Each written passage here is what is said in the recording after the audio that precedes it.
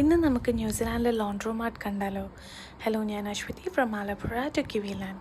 അപ്പം നമ്മൾ ന്യൂസിലാൻഡിൽ ആദ്യമായിട്ട് വരുന്നവർ, ഇൻ കേസ് നമ്മൾ ഇവിടെ വരുമ്പോൾ ഫ്ലാറ്റിങ്ങോ റെൻറ്റിങ്ങോ അല്ലെങ്കിൽ ബാക്ക് പാക്കിങ് ചെയ്യുന്നവരാണെങ്കിൽ അവിടെ വാഷിംഗ് ഫെസിലിറ്റീസ് ഒന്നും ഇല്ലെങ്കിൽ പേടിക്കേണ്ട ആവശ്യമില്ല കേട്ടോ. ന്യൂസിലാൻഡിലെ എല്ലാ സ്മോൾ ടൗൺസിലും ഇല്ലെങ്കിൽ ബിഗ് സിറ്റീസിലും മിക്ക കോർണേഴ്സിലും കാണാൻ പറ്റുന്ന ഒരു സ്ഥലമാണ് ലോണ്ട്രോമാർട്ട്സ്.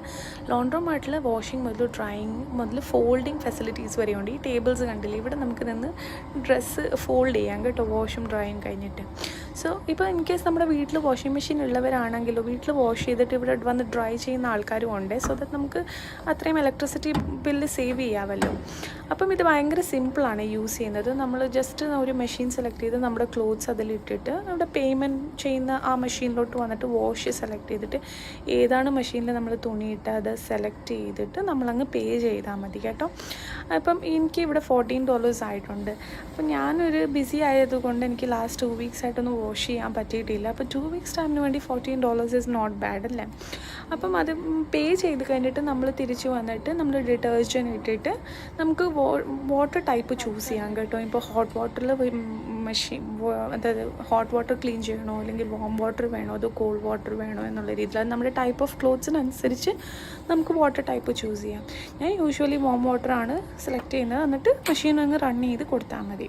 അപ്പോൾ ഇൻ കേസ് നമ്മുടെ കയ്യിൽ ഡിറ്റർജൻറ്റ് ഒന്നും ഇല്ലെങ്കിൽ പേടിക്കേണ്ട ആവശ്യമില്ല. എല്ലാ ലോണ്ട്രോമാർട്ട്സിലും ഇതുപോലത്തെ വെൻഡിങ് മെഷീൻസ് ഉണ്ട് കേട്ടോ. ഇവിടെ വാഷിംഗ് മെഷീൻ്റെ pods, softeners, dryer sheets, laundry bags എല്ലാം നമുക്ക് കിട്ടും. അവിടെ പേ ചെയ്ത് നമ്മൾ എടുത്താൽ മതി. ഇൻ കേസ് ആഫ്റ്റർ വാഷ് ചെയ്തിട്ട് ഇതുപോലെ തന്നെ നമ്മൾ ഡ്രൈയിങ്ങിന് വേണ്ടി ഒരു ഡ്രൈയിങ് മെഷീൻ സെലക്ട് ചെയ്തിട്ട് നമ്മൾ നമ്മുടെ ക്ലോത്ത്സ് അതിലോട്ട് ഇട്ടിട്ട് നമ്മൾ തിരിച്ച് ആ പേയിങ് ഓപ്ഷനിലോട്ട് പോയിട്ട് നമ്മൾ പേയ്മെൻറ്റ് സെലക്ട് ചെയ്താൽ മതി കേട്ടോ. ഇപ്പോൾ ഇവിടുത്തെ ഡ്രൈയിങ് എന്ന് പറയുമ്പോഴത്തേക്കും നമ്മൾ യൂഷ്വലി ടൈമിനനുസരിച്ചാണ് പേയ്മെൻറ്റ് ചെയ്യുന്നത്. ഇപ്പോൾ 40 minutes ആണെങ്കിൽ 40 minutesന് എത്ര പൈസ കൊടുക്കണോ അത്രയും, നമ്മൾ കൂട്ടിയാണെങ്കിൽ കൂട്ടി അത്രയും പൈസ കൊടുക്കാം. നമുക്ക് ഈ ഡ്രൈയിങ് ടൈം നമുക്ക് ഇൻക്രീസും ഡിക്രീസും ചെയ്യാം, ടൈപ്പ് ഓഫ് ക്ലോത്ത്സ് പോലെ.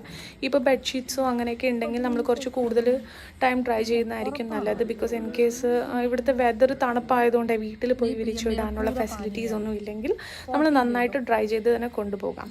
പക്ഷേ ഇൻ കേസ് നമ്മൾ ഭയങ്കര ബിസിയാണ്, നമ്മുടെ കയ്യിൽ വാഷ് ചെയ്യാൻ സമയമില്ലെങ്കിൽ നമ്മളിവിടെ കൊണ്ടുവന്ന് കൊടുത്തു കഴിഞ്ഞാൽ ഇവർ തന്നെ ഡ്രൈയും വാഷും എല്ലാം ചെയ്ത് കഴിഞ്ഞിട്ട് നമ്മുടെ ഡ്രസ്സ് നമ്മൾ വന്ന് പിക്കപ്പ് ചെയ്താൽ മതി കേട്ടോ.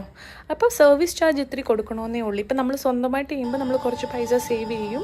അവർ ചെയ്ത് തരുവാണെങ്കിൽ നമുക്ക് കുറച്ച് സർവീസ് ചാർജ് കൊടുക്കേണ്ടി വരും. ആ ഒരു ഡിഫറൻസേ ഉള്ളൂ. അപ്പം നിങ്ങൾക്ക് എന്ത് തോന്നുന്നു? നമ്മുടെ നാട്ടിൽ ഇങ്ങനെ ഒരു ലോണ്ട്രോമാർട്ട് ഫെസിലിറ്റീസ് വന്നാൽ ആൾക്കാരൊക്കെ യൂസ് ചെയ്യുമെന്ന് തോന്നുന്നുണ്ടോ? കോമൻസിൽ പറയണേ. താങ്ക്